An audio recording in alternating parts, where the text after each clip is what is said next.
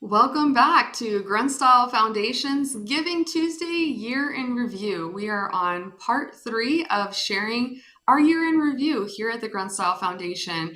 And we find it important to share with you the work that we've done throughout the year that your contributions have supported, as well as to kind of get your hopes up about contributing for our work next year. We have released a 12-minute video that's available on our YouTube and all of our platforms. But what we're doing today is we're breaking down that video into shorter segments where we kind of go over some of the work that we've done throughout the year, how you contributed, and we kind of talk about it a little bit. So I am here with the one and only Grunt Style Foundation Executive Director, Will Wisner. Will, how's this day going for you so far, and how is it reflecting on these videos? Well, Giving Tuesday is an interesting holiday. It's been a part of my career in the nonprofit world for a while. My background was in fundraising prior to coming here, so Giving Tuesday means a totally different ball of wax to me than to, I guess, a lot of other people.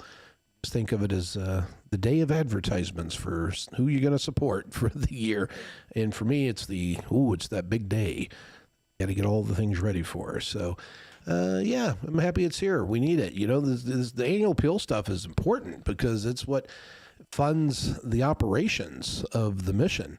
It's, it's one thing to go out and get support financially to make things happen. So far today, we've covered, the studio and the necessity of getting the word out, and a lot of this advocacy that we're doing and how we employ these assets and resources have been made possible through the contributions of supporters that have chipped in $10 here or $100 there, along the way. And we want to explain to people, how we're using it, why we're using it that way, and take this opportunity to say, hey, we've still got to make payroll, we've still got to pay, the bills and the rent and all of those things. And that's generally where nonprofits get their money for those operational expenses is over, Giving Tuesday and an end of year annual appeal. And so that's what we're kicking off today. So that's how my day's been. I'm just solely focused on that. We appreciate your work here at the foundation, and we're all lucky to have you as our fearless leader. And with that, we will go into a short video on the work we've done with mental health and wellness, and then we'll be right back to have a little conversation about it. So roll the tape.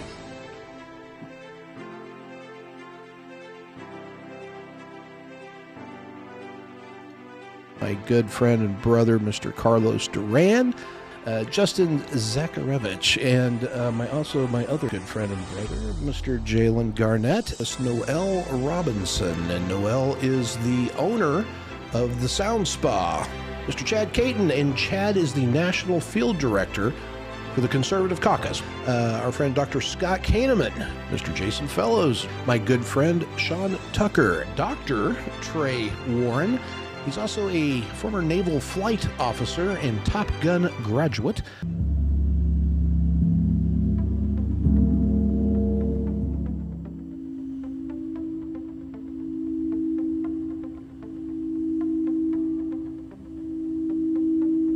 So now we're going to do 2 more Qigong exercises. And I love these because the first 2 are about just gathering yang, gathering yin. So let's do gathering yin. You're going to get that vertical alignment again. I want you to see the outside of the place.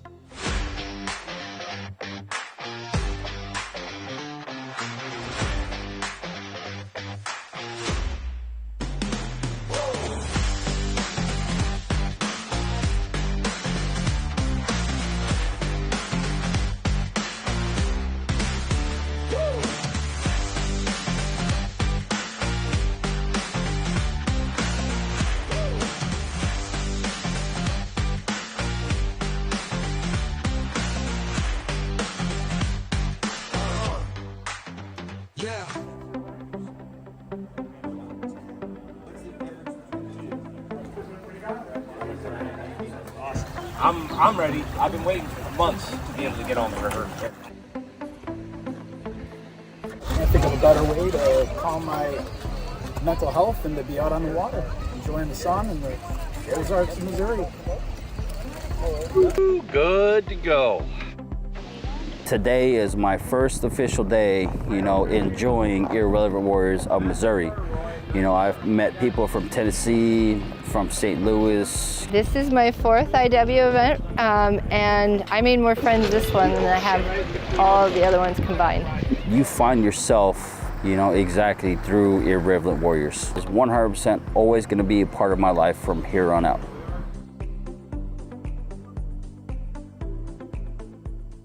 I am from Germantown, Illinois, about 45 minutes east of St. Louis. I'm from Amarillo, Texas, but I'm stationed in Quantico, Virginia. I live in Buffalo, Missouri. I live in Temple, Texas. Indianapolis, Indiana. I drove here from Alaska in 5 days, 3,900 miles, because I had to get here for the 10-year anniversary. This is my 3rd event back as a sober sailor. Every time I come to a hike, it's an opportunity to grow a little bit. It's grounding to be around all these folks. We're all individuals, but we're one big happy family when it comes to our healing and our mental health together. Honestly, on the stage, I was getting a little teary-eyed thinking about my guys. The Grunt Foundation, in addition to bringing veterans together out of isolation, we do legislative advocacy, as well as introduce our veterans to alternative healing modalities, because what we're looking for are healed veterans who are thriving in society, who are able to get out and continue to serve. I get that feeling I had when I was 19 and in the thick of shit and knew that I was still safe. You're on the hike and you meet that one person, have that one conversation, and it just, boom, happens. At the end of the day, this is all we got, each other. I came here just for this.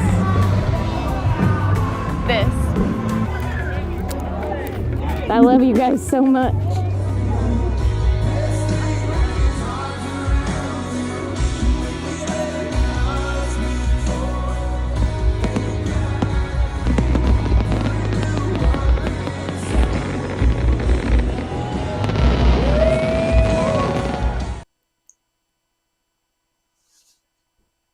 How about that last segment there, the old 4th of July 10th year anniversary for IW at Celebrate St. Louis this year? We kind of piggybacked on top of that event. So anybody watching, we didn't, none of our charitable donations went to producing thousands upon thousands of pounds of fireworks, but it was the largest fireworks display in the United States this 4th of July, and we took that opportunity to combine it with the IW celebration. We had a little mini hike here in St. Louis, but yeah, that was that's another busy time. Just more footage of us running around doing all sorts of stuff. How did you receive that 4th of July? I saw you speaking on the stage there. Was that a cool moment for you in front of the entire city gathered beneath the St. Louis Arch? Oh, such an impressive moment. And these are the times that really tie everything together, right? Like you guys said earlier, the work we do, it's not easy. And these are the moments that just bring it all together and kind of show us what it's all about. And it's not so much about standing on that stage in front of that large audience, although, wow, that's pretty impressive. But what's even more powerful is seeing all of these veterans behind us, myself, Hugh, and just all the veterans that are standing there behind us, tall and proud and being celebrated by that crowd and being able to feel seen, that was so beautiful. And just walking away and seeing people with the tears in their eyes and just the sense of pride they felt. Again, the intent of our work is to bring veterans out of isolation. So to have them stand on that stage and be seen by tens of thousands of people is you can't put a price on that, Will. You just can't. Yeah, it's always magical to go to an IW event. It's really cool. We're really just providing space and opportunity. And it's the participants that kind of unleash their own little special blend of magic, which seems to be incredibly effective. I think there's some stats rolling across that video there on the percentages and, decreasing in suicidal ideations and feeling reconnection to community and all those other awesome things that Irreverent Warriors does so well. And there were some other really interesting tidbits there from across the year. We had the first Irreverent Warriors Ozarks float trip this year. And we had a awful lot of folks coming in. That was right ahead of that 4th of July celebration. And man, I remember that day. It was hot. But what a good time. And I tell you that we had so many people from inside of the state that had not previously been engaged with any of the Reverent Warrior work here in St. Louis that came out for that. And I mean, they were really from all the different corners of the state. And we started growing inroads into, their communities by their participation here. And so, that little net expands in its scope and its size. And we're really doing a pretty good job with the Reverend Warriors and going out there and gathering folks and bringing them into that tribe. So I'm super proud of that, and I think it is a very important way to engage mental health, because it's in stark opposition to, or maybe contrast to what the VA typical system is. And for a lot of people, those modalities, there we go with that word, those modalities may work great for some people, and for other people it may not. And this issue of overprescriptions of psychotropic drugs, that we're very much focused on, that is our reason why, is we have to provide these types of alternatives. And I have seen so much positive come from those types of events. Now, you've been engaged in your IW community down in San Antonio for quite a while, and I know you guys have a pretty unique chapter on your own. It seems like another magical place. I think that has a lot to do with the leadership down there. Why don't you tell us about IW in your neck of the woods? Yeah, here in San Antonio, oh man, they are the stars of the town. And, I think what I love most is I've been part of IW here in San Antonio for many years. And our leadership here, Matt Scally, who's the chapter leader, he has, I've gotten an opportunity to watch as he's healed, and then in turn brought his community here, the Irreverent Warriors community here, into the healing modalities. He's so passionate about it. He's actually leading the entire Reverent Warriors. But here locally, he provides all of these opportunities, unique opportunities for the veterans to come together. He actually brings them out to the cold plunges and to various events where they can experience different modalities. But one of the things that Matt has invited me to do for the last couple years that I have to bring to light, because it's something you wouldn't expect, are the belly flop contests. Yeah. So it was so funny. The first year he asked me, he's like, "Hey, Janae, can you be a judge for a belly flop contest?" I said, "Man, I'd never thought I'd get asked that before." And it is so much fun. People come from all over the place. And, sometimes a hike doesn't sound as appealing as something like a belly flop contest, right? And so there's veterans that we're not reaching by way of the hikes. And so doing things like the belly flop contest, the sound baths, the float trip. The float trip, like those are the kind of things that really get our veterans. Oh, there we go. The video of the belly flop is so much fun. That's what brings people to the community. And then they're like, you know what? I enjoy being around this group so much. Now I want to go and be on part of the hikes. How would you explain that as a healing modality, Janae? The belly flop? All of it, Irreverent Warriors in general. I mean, we're our mission, one of the things that we focus on is we want to try to bring people's attention to as many different alternative possibilities and methods of healing, of addressing and engaging your own mental health. In Irreverent Warriors, when you look out its face, whether it's a Silkies hike through the middle of town, whether it's belly flopping, whether it is getting out on a river, there is something that is working in this program. I'm just curious to see what your take on that is. What is the special sauce? What is the magic there? I appreciate you asking me that. And, one of the things that we take for granted is our circle, who we have around us, right? Sometimes we forget how important it is to have the right community around us at all times, because we just never know when we're going to fall into a mental health crisis. And so being part of that community, we know that there's people who are like-minded, who are on their healing paths, that if I were to fall into a mental health crisis, one, I know I have brothers and sisters I can call and lean on, but two, I have people who can help me think clearly in a moment where my brain is a fog. For me, for example, when I went to the VA in a mental health crisis, and my mind was in a complete fog. Listen, I've been advocating for this for many, many years, but when I wasn't able to focus, I didn't know what to do.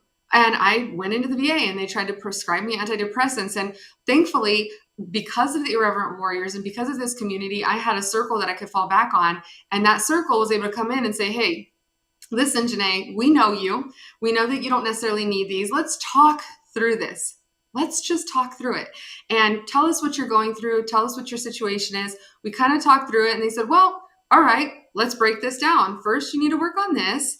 And then that, you just got some tough decisions to make. You're going to be fine. And I snapped out of it. I was like, you know what? You're right. I can do this. I do just need to make these decisions. So that's really what Irreverent Warriors does, is we build a community around each other so that when we fall into these moments of mental health crisis, or when we start to fall into it, we already know that we can just count on one another to pull us back out. I'll say that. I will also add, because we talked earlier about the advocacy work and moving back into purpose. That video of us at the 4th of July celebration, powerful, impactful. Unfortunately, though, while we were out there celebrating in St. Louis, Texas was experiencing catastrophic flooding. And it was the Irreverent Warriors community here in Texas that really led the way with being able to provide support to the community. And by way of doing that, we were able to move back into our purpose. And that was healing for us. We were able to go out there, serve the community in ways that felt safest to us, in ways that maybe didn't expose us to more trauma, but we were still able to feel like we were moving in purpose and feel like we were contributing. And overall, everybody benefited from that. So Irreverent Warriors here in San Antonio doesn't just get out and do hikes and belly flop contests, but when the call comes for help, the first people to answer the call every single time is Irreverent Warriors. And as a leader in this community, I can tell you, every time there's an issue or there's something that comes up in Texas, not just San Antonio, we get the call and they say, hey, can you rally the Irreverent Warriors? And boy, are they quick to jump in and support and help, because that's just how passionate our group is. Yeah, I think during the Kerrville floods this summer, we had delivered over 110 tons of food, I believe, by day 7.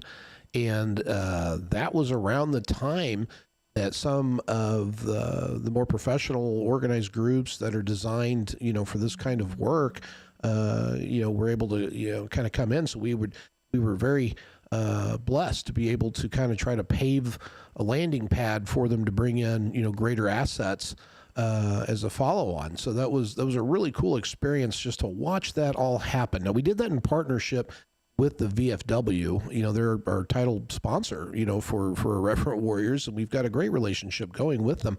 And the being able to utilize Post 76 down there in San Antonio and activate all the surrounding VFWs, kind of as gatherers and feeders, pushing supplies into Post 76, and then Irreverent Warriors and the team, pushing those loads to the disaster areas in support of the rescue teams, and then later the search and recovery teams. And that's dark and hard work as well. And so I think that's where it seemed to me, I had a couple of people down there tell me from IW that said, hey, I had been equipped with some skills that I picked up through participating in Irreverent Warriors that has come here to serve me well, given, this is dark stuff and it can bring up some bad memories and trigger some things perhaps for veterans that find themselves in that kind of a situation once again, post-service. And we're really taking that seriously. One of the big focuses with Irreverent Warriors this past year has been working on trying to get the leadership at the local community level really engaged into different ways to heal, and giving people tools for their own tool bag that they can rely on. And the idea of what we're trying to accomplish with that is going back to something you were talking about in the earlier episode about advocating from a place of healing. And, we all need that. And I think that's a large part of our strategy is to not just go in and provide community, which is healing on its own. The magic happens organically and on its own. But it's also to do more than just provide that venue. We want to raise awareness that, hey, here's some tools that might be helpful to you along your way. How have you seen that transform over the past however amount of time that you've been in IW for years now? Have you seen that grow? Is people responding well to that? Yeah, they are. I think originally, obviously with change management, there's always a little bit of a concern there, like, oh, this is what we knew, this is how we knew things to be. And Irreverent Warriors, it's always been an impactful organization. And I never want to, disparage like the work that's been done previously.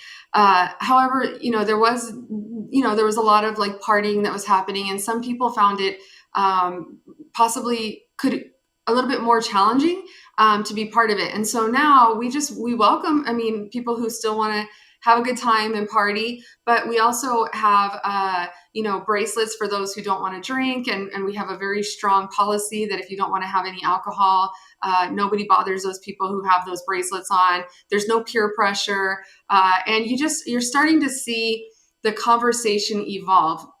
It really is a matter of leading by example when it comes to the healing, and that's where I think Matt Scally is a star, because he was kind of going through some things in his life. He was still doing a great job leading his chapter, but as he's healed, all of these people who he already had a relationship with, who already trusted him and leaned on him, have started to say, okay, if Matt, I'm watching visibly as this man is changing and improving in his life, I want to do that as well. And so he's leading by example. And so it's really, I love the way that we're kind of like doing this from the top down, where the leaders are all coming out, they're getting these experiences, and then they're going back and they're leading in the community with that.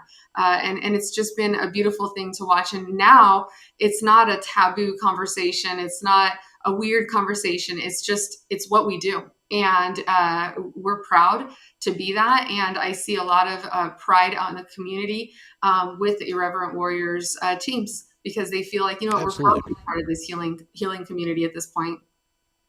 For sure. Matt is a superstar. You guys are very blessed down there in San Antonio to have Matt Scally. All of the coordinators and leaders across the country in the different IW groups are good. And it takes a special breed of animal to do that kind of a job as a volunteer. And to see Matt engage in things that are benefiting him, and then seeing how he is then sharing that in his own local community and on the national side as well. Matt has not just engaged his own healing, he has integrated it, and he's carrying it forth, and he's now delivering healing to other people, giving those folks the space and opportunity to engage and find what he had already found.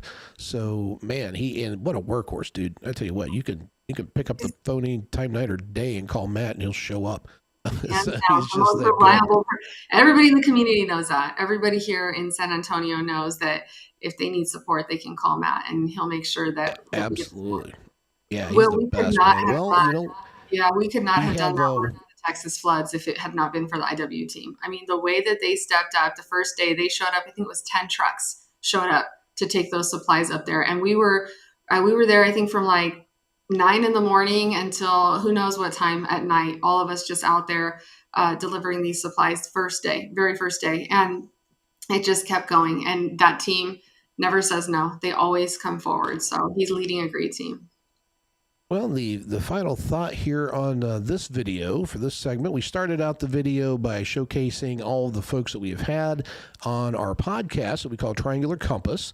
And for those who may watch this and are not familiar with what that particular podcast is, that is where we bring in a practitioner of whatever discipline. Whether you're working with Qigong and mindful meditation, and Qigong being the foundation for Tai Chi, which then leads into Kung Fu. So we've had some interesting modalities that we've presented. We've done singing bowls. I think we had some video from that. Quantum hypnosis healing. We've talked with practitioners of plant medicines from South America, and that's really kind of a trendy topic inside the veteran space right now. So we're just throwing everything we can out there in front of the audience, hoping to inspire and spark something inside of them to latch onto and see if that's a path that speaks to them personally and gets them spun up to engage in their local version of whatever that modality may be where they live.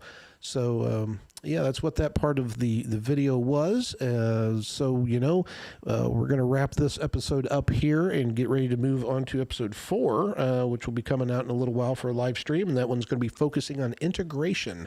So very interesting topic on that. We're doing a lot of good work in that area. And Janae, can you do the honors of making the appeal for support here on this Giving Tuesday, episode 3?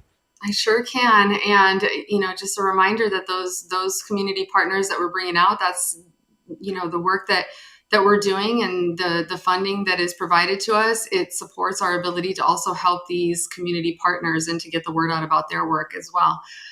So it's Giving Tuesday, end of the year, and we're making our annual appeal, and we're asking that you consider the Grunt Style Foundation in your contribution. We're asking for $350 for the year or $30 per month, which is less than $1 a day.